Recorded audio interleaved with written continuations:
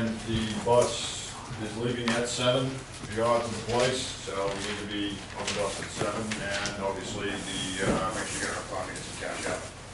So, but otherwise, I will see you on the bus or out of the place, depending on how I get out there. You're not suggesting that we teach until 7, right? Huh? No, I don't think that's what he said. Pretty certain it's not going to be what happens either. There's leisure. I'm very happy that I've got freshmen. I know that people will be adequately released and sent to the buses, because I can guarantee you right now, OIC leisure. Right. Reputation. I'm trying to be good in that though. Okay, so hello everyone. You may, some of you have met me before. Some of you have had brief interactions with me.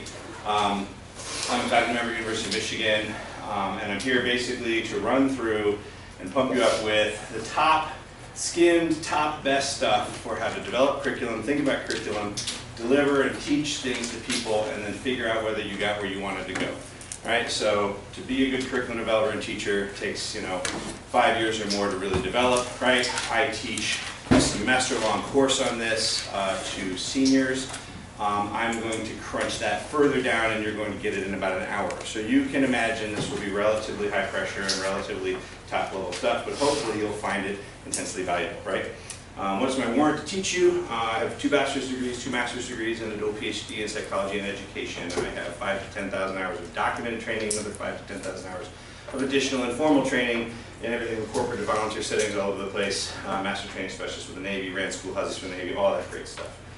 Did 20 years in the Navy and retired as an officer of surface warfare, so I'm one of the really uptight jackass officers. But I was actually one of the nicer ones. So the best compliment I felt I ever got from my guys, and I got this a lot, was enlisted men would say, "Sir, what were you before you were an officer?" I was like, I know that's kind of an indictment of my entire tribe, but I'm going to take that as a compliment, right? So, so that's the most enlisted officer I've ever met. There you go, there you go. I like that. So, the goal today, again, is to whip through. I've got a couple of things for you. One, I pulled together on one page, basically, that I think is probably going to keep the one page. I'm pass this out now. A one-page summary that's going to kind of guide our discussion for the next 30 to 45 minutes, depending on how many questions you ask. Read through this. I'm going to teach down these bolded points. You can then write on this and or add as much other stuff as you want, so go ahead and just sort of pass those around. And then secondary to that, we're going to do, Chris asked me to put together essentially the beginnings of like an instructor evaluation or feedback form. So I've got a 3-pager here, so it turns out to be 2 pages because it's front and back and then front but not back. So when you take these, when this one comes around, take 2, you do all 3 pages. And that's a distillation of everything that I know about evaluating instructors in field environments, customized a bit for the type of stuff that we tend to do. All right. So overall, how did you guys feel about the little teaching and training that you did earlier? I thought that was very, very interesting. But were there some interesting lessons that came out of that? I found that to be a very, very rich source of examples. Hopefully we can bring up a bunch of stuff as I talk about okay. Oh, sorry. I thought that was for me. I thought you wanted me to speed up. I'm like, I'm going fast enough. Oh, no. Sorry. No worries. I do try to pay attention to everybody, though, so if you give me that whole gesture thing, zone in on you. There'll be some great lessons from that that I think are going to be applicable as we talk about things. So let's just jump right into it. Of the 20% that you really need 80% of the time, and these are things that, as I was talking with Ryan, these are things that they're most noticeable when they're absent or done wrong, so they're very important for you to get right. So the very first one is goals. What is it that you're trying to accomplish? When you're going to get up in front of people and start teaching them, you need to be absolutely crystal clear. What the hell are you going to do with the time that you've been allotted, right? If you've got 50 people in front of you and you're going to talk for a minute, you're taking like a human hour of existence and flushing it down the toilet. Make good use of it, right? I acutely feel that burden when I'm doing a big 300-person lecture. I'm like, man, I got my game on. Right? Because I got a lot of people burning pieces of their life to listen to me talk. I better make it worthwhile. So you owe it to everybody to have thought out what it is you're trying to accomplish, whether it's your opening address as the director, or if you're getting up there to teach somebody a 3-minute thing about whatever it is. Be clear about who you're talking to and where you're trying to move them, right? So this is like sort of the curriculum development 101. There's always this learner, right? They're somewhere. And then there's this gap, right? This delta. And in the end, you want them to be over here.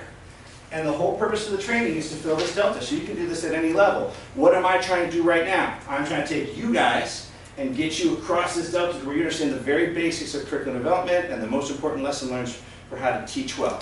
That's my goal. And I'm going to try and gather evidence as I do this to move you across this delta. What's this course doing? This course is trying to take people who don't have uneven or incomplete experience to be directors, and at the end of the course, we want to move you all the way across. So this is basic to any kind of training or teaching. Everybody understands this delta? If you can't tell me what this is, then you're messing up. Because, right, what's that quote from Alice in Wonderland, right? She's like, I'm lost. She said, where are you going? She says, well, I don't know where I'm going. He said, that's great, because if you don't know where you're going, any road will get you there, right? So you got to know, right? And then there's a theme. We're not going to get deep into this, but if you want to be a little more formal, right? The first thing, once you identify this delta, then you have objectives. And anybody who worked in a military training environment or worked in a military training course, you've seen these, right? Objectives. This is very. I mean, this is still pretty common. All old school military curriculum does this, right? You have objectives, right? And those things drive your content, and then those things drive your assessment. And then based on your assessment, you might loop back and prove, because if your assessment is closely tied, then if you set out to teach A, B, and C, and then you cover A, B, and C, and then in your assessment, you need to assess A, B, and C, so you can make the argument that I, in fact, closed this gap. Reasonable? So that's the underlying thing that's driving all of this, right? If you are, and the other piece about this first phase under goals, is that this person, you should really try and be aware of PK, which is prior knowledge. So you know how Chris really says he likes to go through the applications to understand where the incoming students have been, what their experiences are. That's super helpful. If you're going into any kind of teaching environment and you're going in blind, it's totally worth spending a couple minutes to ask a couple questions. Who's had this experience? How many are veterans? How many, whatever the topic is, get a feel for where your people are at. Because if you have graduated in Ranger School and I'm about to tell you how to break down an M4, why would you sit through that class? You understand what I'm saying? That's irritating. On the other hand, if I'm coming in to tell you about the coolest new optics and how to hook that on there, but I'm dealing with some dude who hasn't even been to the range and can't even strip it down, how am I going to get him to understand how to put the optics on there when he hasn't even grouped or zeroed or shot or qualified or anything? Right? You see what I mean? You have to know who you're talking about. And who you're talking to, you're completely wasting your time. You buying what I'm telling? Okay. So the big lesson on goals. What are you trying to accomplish? What's the delta? What are your objectives? Then this content piece we're going to talk about next, the actual teaching. And then at the end, some kind of assessment that could just be questions that you ask. It could just be that you're watching people to see if they're engaged. But this cycle, close the delta, using this, that's the core of the whole thing. Any questions on this piece? Yeah. What you said PK was again? Prior knowledge. The prior knowledge, where your learners are at. So I'm going to make an argument in a little bit about how people learn. And it's really, really important to know what blocks people are already standing on. Think of it like you're building a wall. If I'm trying to put a cinder block 4 feet up, but 2 people in the class have only the base course down there, I'm trying to hang up a cinder block in midair. Is that going to work? No, somebody's going to get a bruised toe. So it's impossible. So you have to have some idea of where people are at and then structure your instructions such that they can at least get that patched and then fit that piece in. So prior knowledge, really important. Sound good? Any other questions? Awesome. Let's rock on. So methods. This is a big one, and it's going to be hard to cover. You know, this is a whole course in and of itself, right, for teaching. But I just want you to think about methods in a sense. Think about what you're doing and why. Because we often fall back on, oh, I just really like lecture, so I always lecture. Or it's just an efficient way, so we're only going to do lecture. Be intentional with whatever you're doing. So if you have some goal when you're teaching something, if when you get assigned, as you develop your lesson plans, because you guys are going to be teaching or co-teaching about the readings, right? So job number 1 will be get an understanding of this class that you're going to be talking to. And maybe sit in on a class or 2 to get to know them and see how they operate, what level they're operating at, if you have that luxury, if you're not going first. When you think about developing your plans, you're obviously going to need to read the hell out of that source material, right? And be familiar with that source material. You may want to get some advice from other people who've taught it. You may want to bounce some ideas off David in terms of that he's going to cover more about the nitty-gritty of this of that content area. And then you formulate a plan. Maybe your plan is that you really want them to that you're gonna do maybe 10 minutes, 15 minutes of talking, and then for the rest of the hour, you're gonna be coordinating little small group discussions. Maybe you see some big questions, 2 or 3 big questions that kind of tie these readings together, so you wanna put little seeds on the table and then have them try and sprout those ideas and really think about it amongst themselves and then do a group discussion, and you're gonna be more facilitated than lecturing. That could be your choice, because maybe you see that connection to be made and you think it would be useful. Maybe you're really good at more like facilitating and guiding than lecturing, right? Or maybe lecturing really is your strong suit, so maybe you'll lecture. I'm just saying, do it intentionally. You with me? And so we got some listings here, right? So you got class lecture, classic lecture, small group discussion, that's where folks get together, either with or without. Usually small group is just them breaking out. Group recitation would be where you're in a smaller group. This is a borderline like recitation lecture, because I can make eyeball contact with everybody, we can do small group activities, we can do all kinds of things here. So this is sort of in between lecture recitation. You can break out into activities, you can basically give them handouts or other things to work on individually or in groups. That's another piece you can do. Flipped instruction, anybody familiar with this?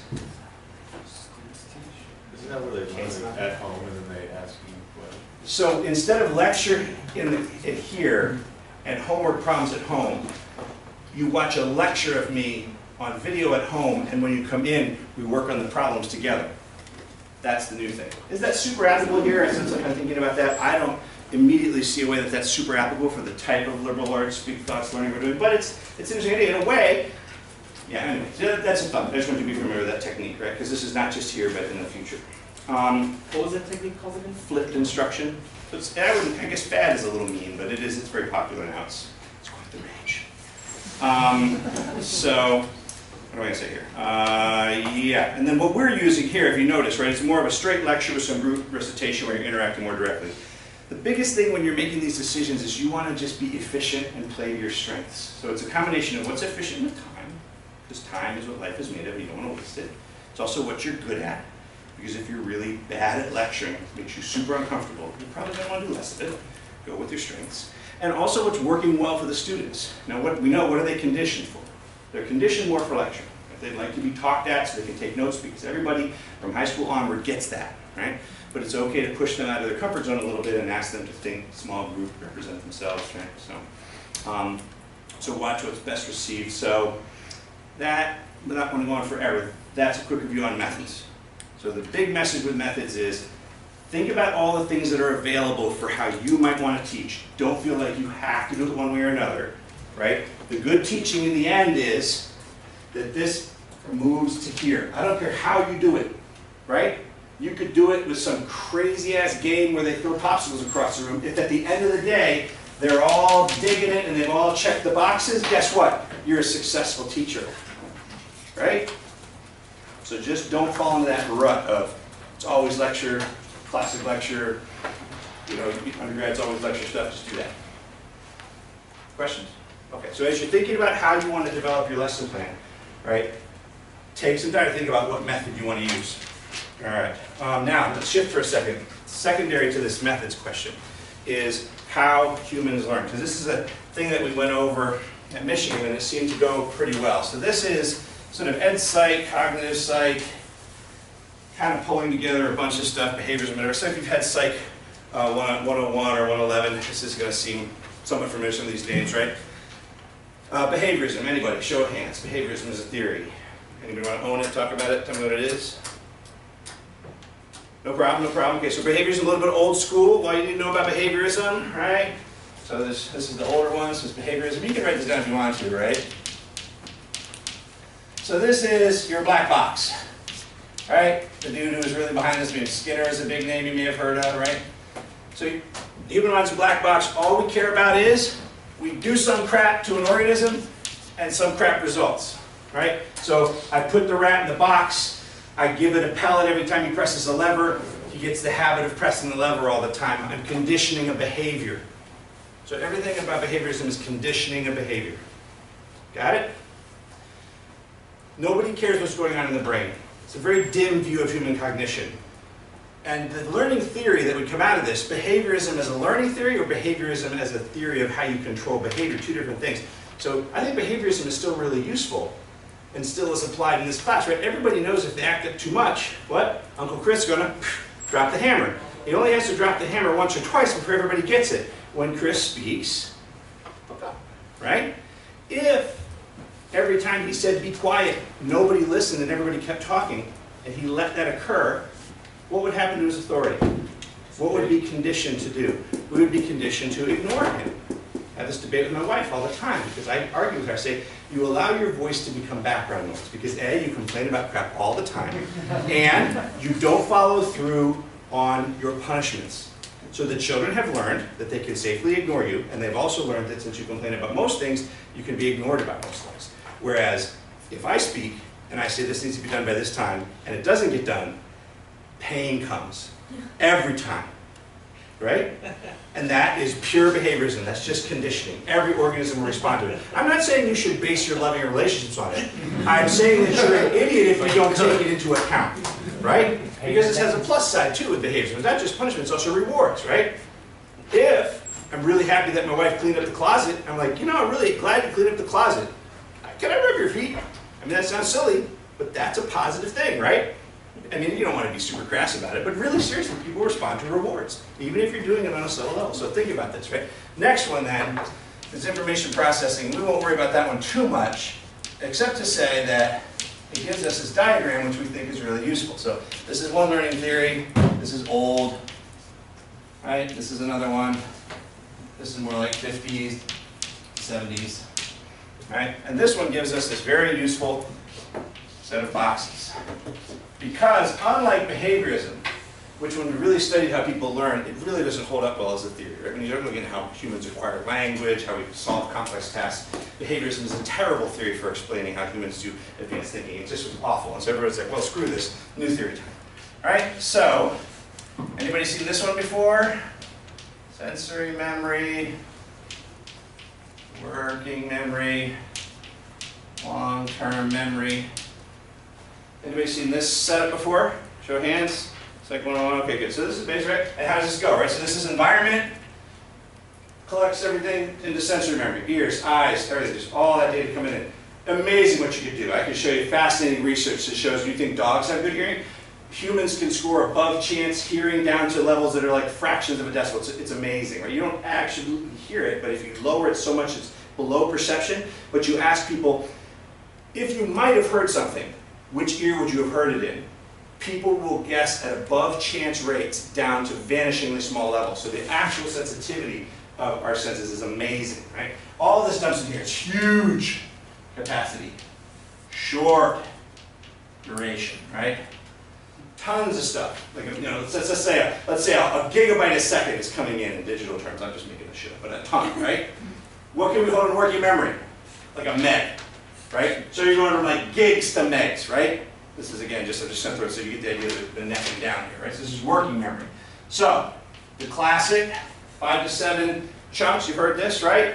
It's the reason why early phone numbers were 5 to 7 numbers. Is because when Ebbinghaus was doing a bunch of stuff with the nonsense syllables, learning like what people could learn, how much they could hold for short term. If I asked you to, let's say we're out of toads tonight, right? Matt's out of toads. Matt here. Matt's out of toads. He's found his future ex-wife, right? He gets the digits, right? 555 1234, 555 1234, because he doesn't write it down. He's never got a pen, right? 555 1234, 555 1234, and you come up to him, hey man, this Coors Light's on special. And he's like, oh, awesome, oh, no! And she's out the door. And where's the number? It's gone, right? Because Coors Light came in into working memory, right? He was relying on rehearsal. Maintenance, right? Maintenance rehearsal to hold it in working memory and it's gone. You see how that works? So think of this as like the desktop where your brain works on stuff. This is like a desktop area. It's like how many sheets of paper can your brain actually have and be working with at once? If you're really bright, high IQ folks, you're going to have like basically a bigger working space. You can look and test this. But everybody's got at least 5 to 7, right? This is like the space where you can pull stuff either from new input or pull stuff out. So this is two-way, in, out. This is pretty much just in. So this is a one-way flow in, and working memory where you do your work, right? And then over here, long-term memory. So this is short duration and low capacity, but fast retrieval. It's basically already there, right? And this is very short duration. Long term, huge, some would question infinite capacity, slow, encode, and slow-ish retrieve. So this is your memory bank, this is your storage tank, this is your filing cabinet, whatever, it's where you store all your crap. Amazing stuff goes on with this. You ever like Rain Man? These kind of folks that have these sort of serious mental issues where they somehow are hyperactive and able to remember things. There's interesting stuff, like there's guys who can like flip through a 200-page phone book twice and tell you all 10 names in the center of page 72. Scary shit. There's people with an automatic memory syndrome. What's it called? It's called hyper something memory syndrome. There are people who can remember everything that happened to them like it was a videotape from the day that they had full language acquisition. So you can ask them, what restaurant did we go to when we graduated 30 years ago? Oh, we went to Popeyes. What did I get? You got the 3-piece combo with the fries, and you were mad because you said that you should have gotten the Cajun rice. What was I wearing? You were wearing the pink blouse with the button that was missing on the left pocket, and you had a carnation that your boyfriend gave you. It was red and it had a blue bow. And if you look in a photo album, and there will be a picture of you eating that combo, and she never knew you took that picture. She pulled that out of her head. She can do that for any day of her entire life. Can you imagine what kind of crap must be stored in there? It's astounding, right? Crazy. So huge capacity. Right? You ready to get in this thing? Okay, so this is what's going on in your brain. This is what's going on with all your students' brains. So what do we have to do to take this into account when we're teaching them? The key is right here. Mostly it's this working area, and then a little bit it's this retrieval piece. I want you to think about both these things, right?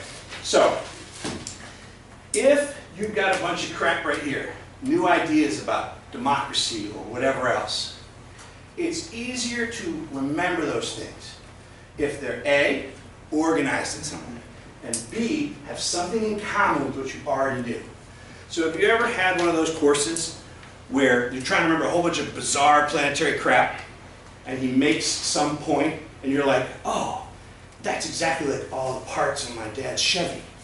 And it just clicks into place. You can associate these things. I'm just making this up. Have you ever had that experience where something was related to something you already knew, and it was just like that crap just fell onto hooks and just hung there? Has anybody had that? Show of hands. That's what's going on. That is a real thing, right? Because you remember stuff because you make associations between it. So that is the key to locking down. Now, how can you do it? You can get lucky and have an association you can make, or you can work really hard to organize it in a way and then associate it in some way, right? Or, where am I going with this? Oh, and then you can see folks who deliver, like some memory people, they'll actually create, like, you know, 1 is a bun, 2 is a shoe. They can like walk through a house. When they need to memorize large volumes of data, they actually memorize these memory tricks courses you can get. They teach you to create in your house, create in your mind like a house with like 100 spots to hang stuff, and then you can associate new material with those things. For some people that works very well. I've tried it, doesn't work that well for me, right? But all of this stuff is leveraging the fact that the more often you walk the path in your brain, the more worn that path gets, the longer it lasts and the better it works, right? So how about like when you're walking across campus and you see where everybody walks, the grass gets worn away, right? Because so many people walk that path. When you keep rehearsing and rehearsing and rehearsing and studying the stuff for your chemistry exam, you're wearing basically a path in the grass in your brain. Does that make sense? So that then, when you need to find your way back to that information, your brain is just like, right? Easy. Does that make sense? This is why, for example, distributed practice works so well. If you try and cram for 4 hours before an exam, versus taking 8 half-hour sessions spread out for 3 weeks before the exam, which do you think works better? 5 half-hour sessions, right? Even 4 half-hour sessions, half the total amount of time is going to work better than 4 hours of cramming right before the exam. Guaranteed. Why? Distributed practice. You're repeating it in and out, right? How about remembering complex stuff with some of the readings? If you want to remember all the points that Dahl is making. And he's making like 12 of them. You can't do all 12, but can you organize them somehow? Could you say these 3 are about X, these 3 are about Y, and these 4 are about Z? And now I'm grouping them into chunks, and now I can remember it, and because I'm dealing with it, and so I can think about them more easily in my working memory. I have less work to do getting them in and out. It's easier to associate them with things. Prior knowledge is huge. They do studies with chess masters. I can put a random chessboard down here with just a bunch of pieces everywhere. If I ask a chess master to memorize it and you to memorize it, you'll both be terrible at it. But if I put a board down that has any semi-legitimate arrangement of pieces, like not purely random, but something that could happen in a game, the chess masters will memorize those boards almost perfectly within about 60 seconds. But you will still do terribly. Why? Why does the chess master fail at the random task, just like you? Think about it. Is there association? Of what? He's got the play the game after the brain with warm. Because what's in the past? What's in long-term memory? Prior chess games. Exactly. Assloads of chess games. Like you can remember every play in the World Series when your team 10 years ago, right? And you watch that film over and over again. Guys who are chess masters, they worship, they look at the chessboard, like that's just like the 5th move of Kasparov versus Big Blue back in the 80s, but right before he lost the rook, so there's only 2 differences. So he's got to remember something he already knows, and 2 changes. 2 pawns are in different positions. He's got to remember 3 things. What do you have to remember? And encode. All that stuff. So you want to be organized, you want to help people chunk things, and when you move stuff in and out, right? That is what wears those paths down. That's what helps with learning. So when you're teaching and you ask folks to think about what repetition is not the only thing, but any time that you can get folks to say, well, what we learned 2 days ago, we're going to pull that out, we're going to work with it, we're going to struggle with it, we're going to reorganize it, and then we're going to put it away again. And then 2 days later, we're going to get it out again, and we're going to work on it as part of another project. That's where the deep, meaningful learning occurs. In most of the classes where you really carried away good stuff that you carry to this day, you probably worked on some kind of authentic task where you had to work at it for a considerable period of time. Am I right? The courses that were brute force, relentless lecture, hundreds of pages of readings a day that you barely survived, what's left of your brain from that? Not much. Yeah. Right? So the true power comes from getting people to work with this set of machinery, right? And getting them to struggle with it, organize it, and think about it repetitively. You buying what I'm selling? Okay, so now you know what's going on with them, and why prior knowledge is so important. Because if I know that I've got a certain level of prior knowledge, I can make all sorts of, and when I'm delivering my content using my methods, I can make all sorts of assumptions about what they already know. I can make analogies about other weapon systems that they will get, so that right away, even though this is this brand new electromagnetic pulse rifle, if I can make all these comparisons, like, okay, well this part's like the SAW, this part it's like a, Mark 19, whatever, and you say, okay, I get it, I understand. And automatically, you come back the next day, you've given them 100 new things to learn, but they've already locked down 80% of it because you tied it to shit they already know. And it's there, just like that. Make sense? So organizing stuff well for your students, thinking about their prior knowledge, helping them access what they already know, that really helps them encode it and then retrieve it. Okay? Awesome. And then wrapping up the methods section, just a couple of things I wanted to, so anything you need to do to organize or chunk the information is helpful. Visual organizers. You can make them, but it's even better if they make them, right? Because you spoon feed somebody. It's not as good as if they do it themselves. So you could literally say, make a chart organizing all the stuff that Dahl says into 3 columns or whatever. That's a helpful way to help them get that information if you think they need to master it that way. I want you to understand that thinking is hard, meaning like real aggressive, like thinking hard about stuff. We think we're great thinkers, but really as humans we're very terrible at thinking. We're really very lazy, right? We typically do things always the way that we've done them in the past, right? We follow shortcuts and heuristics, we make assumptions. And this is my version of what you've already heard from the other guys multiple times about falsifying yourself. In other words, you gotta watch yourself and everybody else like a hawk. Because as humans, we are sloppy when it comes to thinking. Misconceptions are common. I was telling some folks about a thing called a private universe. If you want a funny laugh to watch this, it's Harvard, so that'll be good because Yale appreciates making fun of Harvard. They went to Harvard University graduation and they surveyed a bunch of the Harvard graduates, even astrophysics graduates, about the rotation of the moon around the Earth and the reason for the seasons. And they had scientific misconceptions of like a 5th grader that had persisted and were never corrected. They were graduating with bachelor's degrees in astrophysics from Harvard, and they didn't know the reason for why the Earth had seasons. They had the 5-year-old assumption that in the summer it's hotter because we're closer. But of course that can't be true because our summer is Australia's winter, so that's automatically falsified. It does, right? It's the tilt, relatively ecliptic. But they had, right? It's just amazing the misconceptions that will persist, and your students can have them too. When they come in, they may have all, when you talk about prior knowledge, they may have all graduated XYZ school, but it's worth your while to ask a couple questions, maybe even do a quick pre-test if you're doing like real teaching on a big scale, right? To figure out maybe there's some people there who don't really understand. You might be making bad assumptions. All right? Yeah, and anything that you can do to get their gears grinding on the material. Active learning. The big thing that I didn't write down the last word, which I should, this is the last one, is constructivism. So these 3 theories, behaviorism, information processing, constructivism. Behaviorism, black box, just reinforcement, old school, abandoned pretty much as a learning theory, very useful for controlling your significant other and your children. Information processing gives you this. Think of the brain like a computer. This is a key thing, I think, for helping you be a good teacher, because if you think about this, the implications of this are you understand the machine better, right? Once you know that your track has a governor and it'll throw a track if it goes over 50 miles an hour, you know, never plan a speed of advance greater than 50 miles an hour, or we'll throw the tracks and it'll be a big maintenance disaster, right? So once you understand your system better, you can get better performance out of it, right?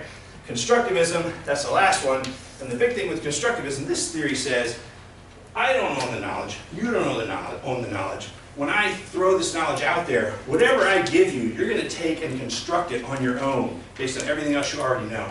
So the best I can hope is that I take my knowledge, I throw it out there, you guys actively construct it into your understanding of what I said. It's going to ideally be close, but everyone's going to have a unique understanding, and I can't force you to understand it, right? I need to help you. So back here, we used to say this is sage on the stage, right? Just lecturing all the time. I rain knowledge down on you, right? You're little sponges, you absorb it.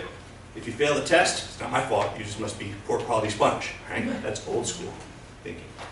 New school constructivism is guide at the side, where you're more involved, getting more explicit scaffolding and help. So if you look at how much this curriculum does to really help and scaffold the kids, the learners, to understand ninja reading, to give them the tools to be really expert about stuff. That is constructivist thinking. Good? Okay. How are we doing on time? Pretty good. All right, so everybody clear on goals and methods? Any questions? Good? Fire hose is at the right speed? I'm sometimes told I'm a little bit much, but you guys seem to be smiling and nodding your heads, so all right. Motivation. These next 2 ones have double stars. Because of my personal philosophy, I think if you don't get these things right, nothing good will happen, right? You have to solve the motivation piece. You have to answer the why.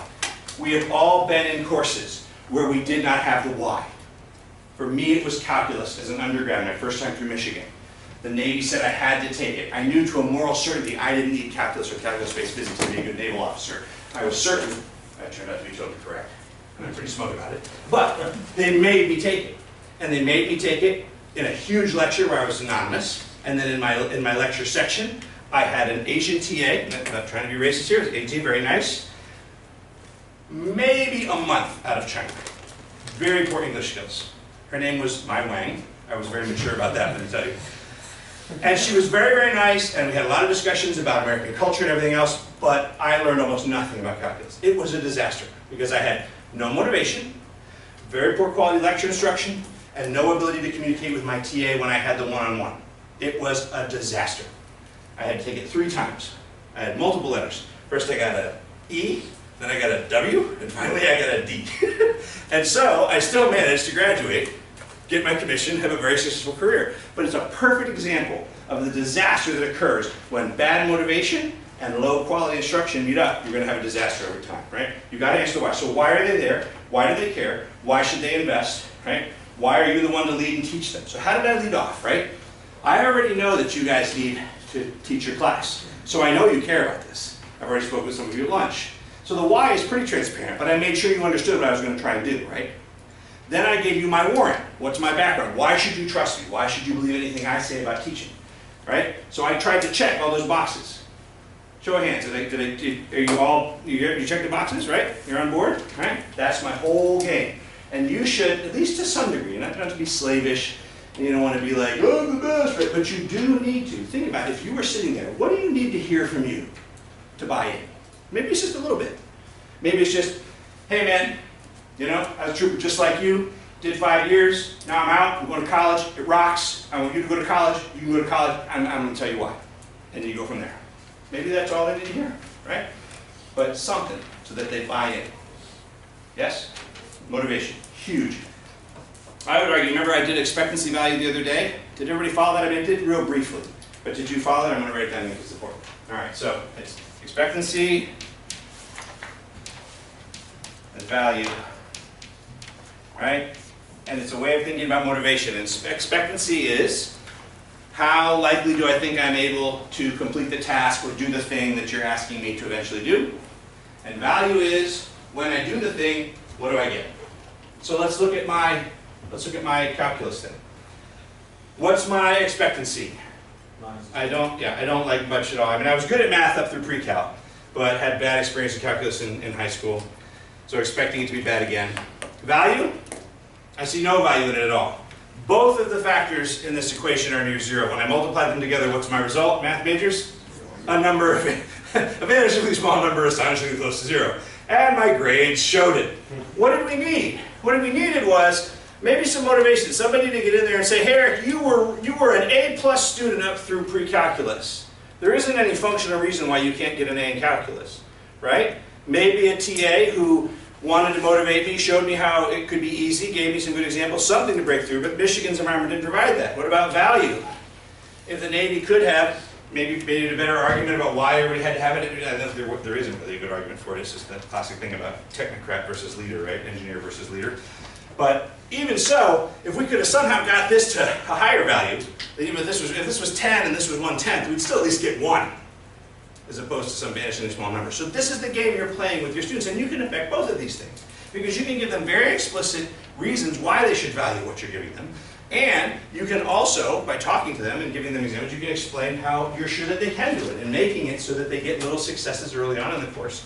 Somebody was telling me about how a professor, who was it telling me, they gave like a double quiz pre-test in the first week of the course, and you couldn't drop it, and it was high stakes. It's like, it's a terrible idea, right? From my perspective, I think that's a terrible idea, right? It violates anything you think about in terms of motivating somebody. If you cannot motivate your learners, nothing else you do will matter. This is my religious statement to you. Does anyone disagree? Think about all the courses you truly hated or got nothing out of. What was your motivation? Low? Was there ever a course that you were motivated about, that you had motivation for, but you still failed or feel bad about to this day? Yeah, well, it must have been kind of complex. So, well, I mean, the professor wasn't the best. But, So I mean, his grading scale was terrible. okay, so there was some problem, but okay, so the motivation part at least made it survivable. Yeah, passed. Okay. But think about all your worst courses, right? In general, most of your worst courses are going to have this common theme of no motivation, therefore no learning. Find it. Awesome. The next one is style. And this is the second of the two key pillars. I use that word, it's not a perfect word, I may change it, but motivation is sort of why you care about the thing. But the next piece is believing in your instructor. Because again, if you think about your best classes, what did they I guarantee you, because I do this with all of my students at Michigan, the themes that come up over and over again for their best classes, I really wanted to take the course and valued what I was learning. And the instructor was trustworthy and credible, and I felt that he or she had my best interests at heart. That's the kind of instructor you want to have. Am I wrong? Best classes you ever had? Shared those characteristics, right? If you can get those two things right, you can get some magic done. You totally can, right? So think about it. You know, I list here, like think about where the instructors that you had contempt for, right? They lack some combination of the following. So content and skill mastery, meaning they told you stuff that you knew was wrong or demonstrably was contradicted in the textbook. That's not good, right? So you don't want to basically be lecturing outside of your area of expertise.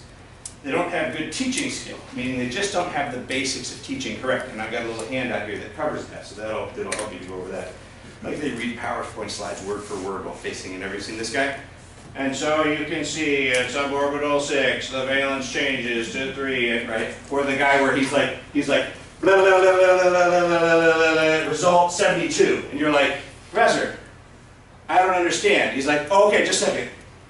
Blah, blah, blah, blah, blah, blah, blah, blah, blah, result 72. He just does the same thing again. And he's like, got it? And you're like, no, bro, no, I think the first time, I think the second time, right? So he doesn't understand where it's going wrong. He knows how to do physics, but he may not know how to teach physics, right?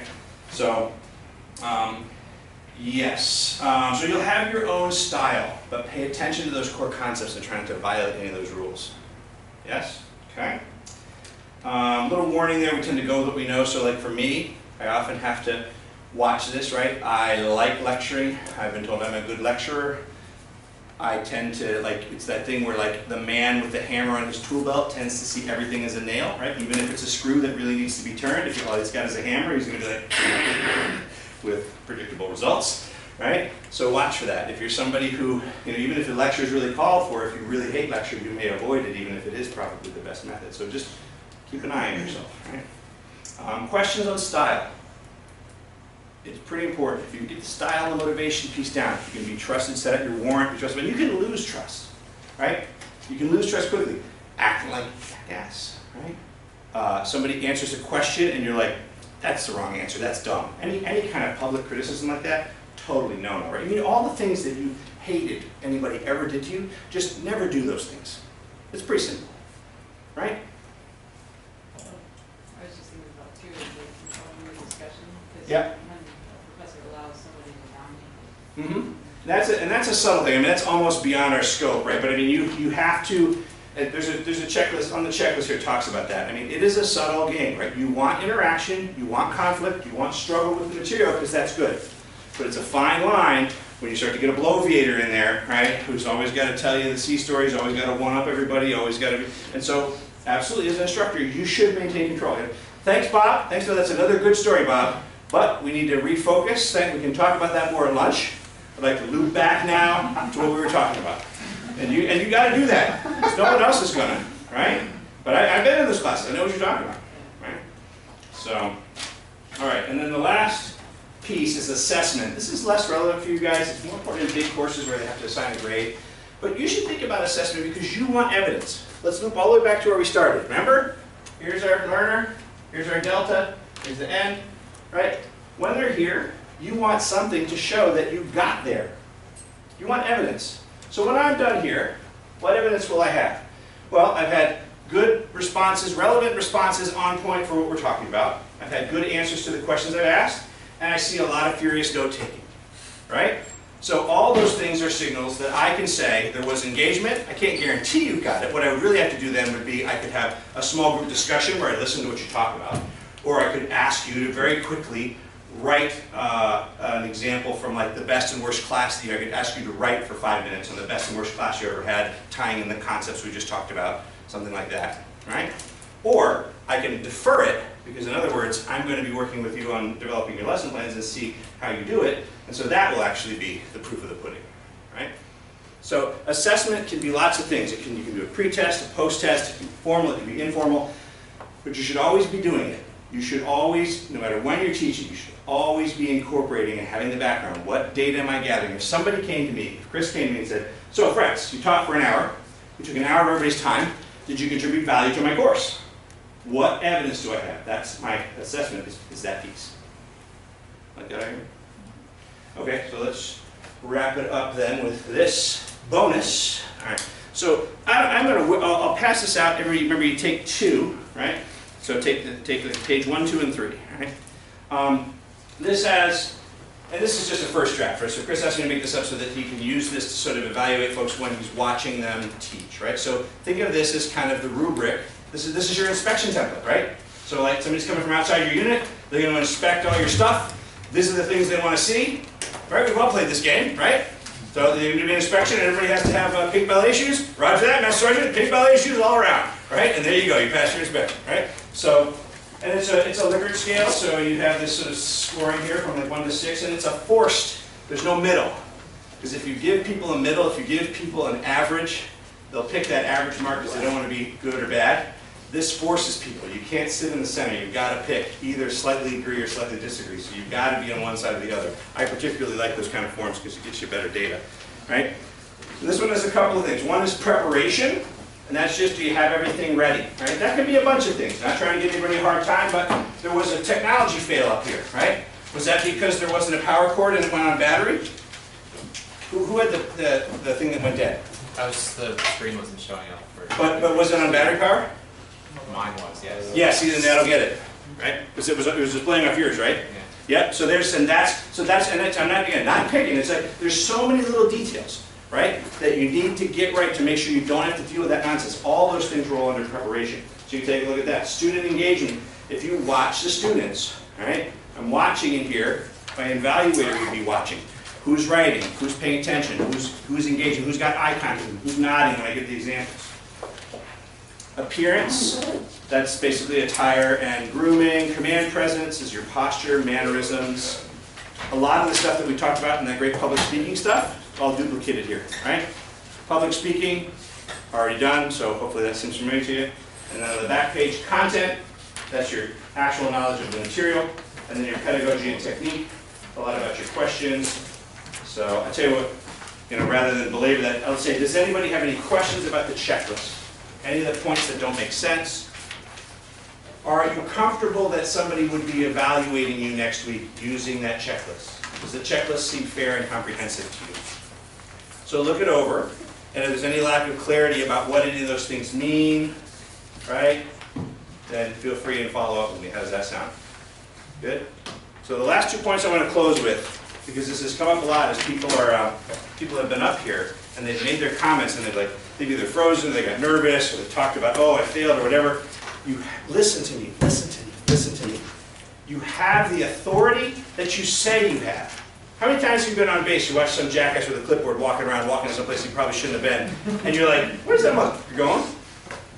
Right? But he's walking around, he's got like a lab coat and a clipboard, and you're like, well, it looks like he knows what he's doing. I guess we just walk back there in the armory and whatever, right? I mean, I'm joking, of course, but yeah, you see what I'm talking about? People, you have the authority you say you have. So when you are up here and you are the instructor, be the instructor, right? Be in charge. Because that people want, just like soldiers or sailors or airmen or even junior officers, they want to be led, they want to have somebody who they want to say, okay, this is going to be a good thing, right? You need to be that person. Right? So that they buy in, they get on board that educational train, and you just you head down the station to the next stop. Right? You've got to get them to get on board. You have the authority you say you have, and don't fall into imposter syndrome.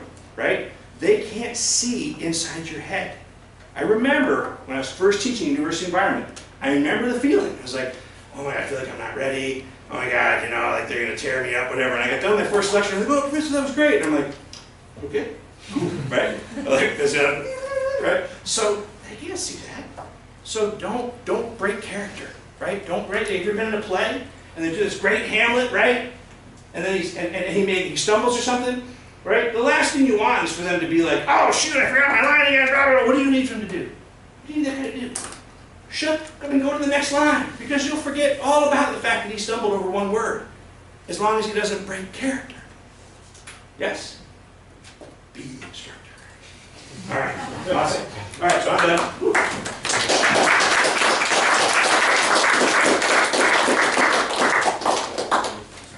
That's brilliant. Let's kick ass. Okay, take a 5-minute break, and then we'll come back and build on that. Sweaty.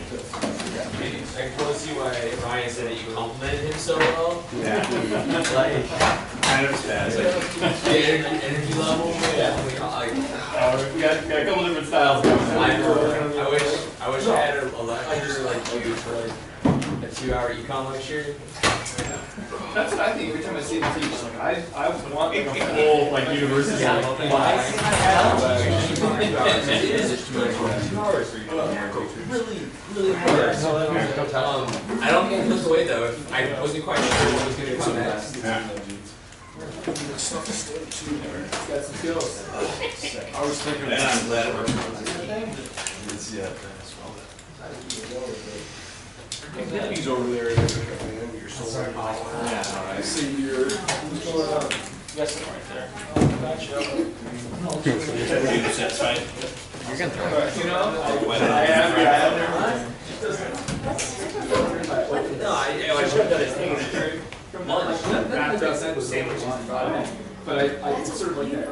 Tight mind, letting me look at the team's value, but also maintaining something which is like at some point, some decisions are going to be made. Teacher, of course. Yeah. But it's okay. I'm with you, and I think, you know, it's that fine line, and you know, I mean, they're not truly volunteers, but it's not like they're getting paid $1 billion, right? I mean, they're essentially doing this because of their pro-vet tendencies and because we're all a good team. Right. So in that sense, I've always found it, particularly in that mode, in general, in a leader, it's better to absorb a lot of crap before reacting. Right. But Absolutely. yeah. So. I mean, that's what I'm saying. It never gets to the point where it really concerns me. It's just kind of in the back of my mind. Like, you want to make sure that you still maintain the fact that, like, yeah, at some point, you just gotta teach. You know?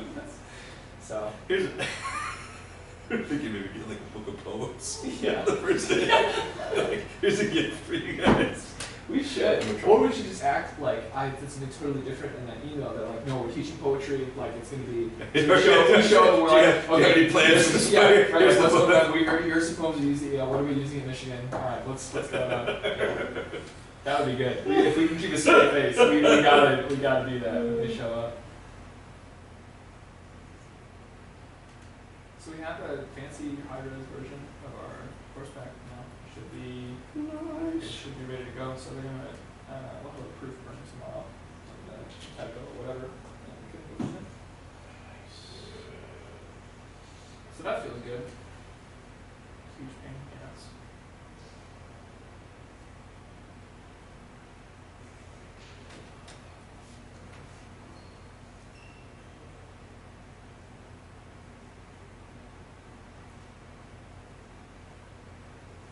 Alright, good. So my manager's happy with my